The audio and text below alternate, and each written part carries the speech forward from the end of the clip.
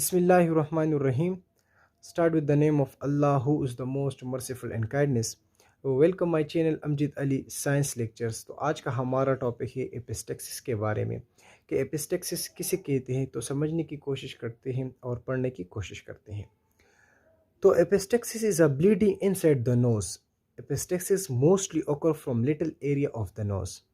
ये एक बीमारी होती है, एक डिजीज़ होती है जिसमें हमारे नोज़ से ब्लीडिंग शुरू हो जाता है, वहाँ से जो है ब्लड निकलना शुरू हो जाता है। तो इस बीमारी को एपिस्टेक्सिस कहते हैं और ये ज़्यादातर जो है बच्चों में पाई जाती है। कम उम्र बच्चों में ज़्यादातर ये बीमारी होती है। अच्छा, ये किस वजह से होती है, काजेज़ इसकी क्या है? तो foreign body inside the nose, बाहर से कोई चीज़ फॉरेन बॉडी जो है नोज़ में एंटर हो जाता है तो उसकी वजह से भी हो जाती है। इन्फेक्शन ऑफ नोज़, या नोज़ में कोई इन्फेक्शन हो तो उस वजह से भी जो है ये ब्लीडिंग निकलना शुरू हो जाता है। इंजरीज ऑफ द नोज़, कोई ज़ख़म हो नोज़ में नाक के अंदर तो उस वजह से भी ये ब्लीडिंग निकलना शुरू हो जाता है। Tumour of the nose, deficiency of vitamin K and vitamin C, और डिफिशेंसी होती है विटामिन के या विटामिन सी की। जब विटामिन सी या विटामिन के की कमी आ जाती है बॉडी में तो उस वजह से भी जो है ब्लीडिंग निकलना शुरू हो जाता है। अच्छा, इसके लिए अब हम क्या इन्वेस्टिगेशन करेंगे, डायग्नोसिस करेंगे। तो उसके लिए कुछ प्रॉपर टेस्ट करेंगे।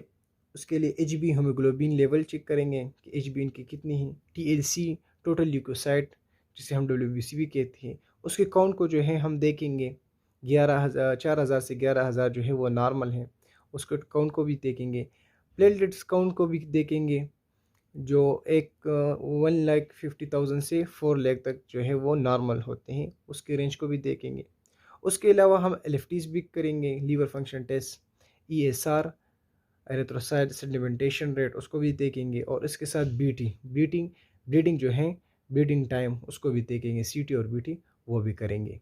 तो ये कुछ इन्वेस्टिगेशन थी एपिस्टेक्सिस डिजीज़ के लिए। ये जो है ज़रूरी है, ये करनी चाहिए। ट्रीटमेंट क्या है, क्या ट्रीटमेंट करेंगे कि ये ब्लीडिंग जो है ये रुक जाए। तो फर्स्ट ऑफ ऑल जो है press the nose with finger 5 to 8 minute.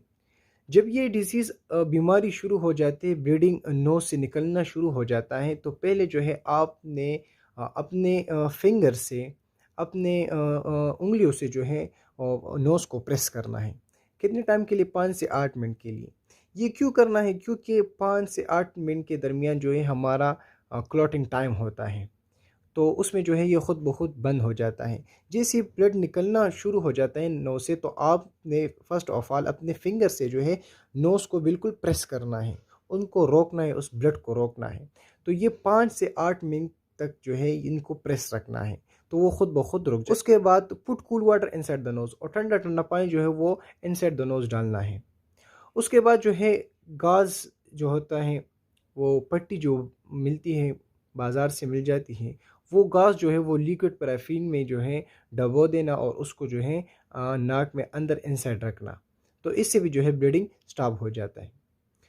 उसके अलावा जो है आप इंजेक्शन दे सकते हैं, विटामिन के इंजेक्शन, और उसके साथ साथ ट्रांसमिन इंजेक्शन भी आप लगा सकते हैं। तो इससे जो है ब्लीडिंग कंप्लीट स्टॉप हो जाएगा। तो ये आज का टॉपिक था। Thank you so much.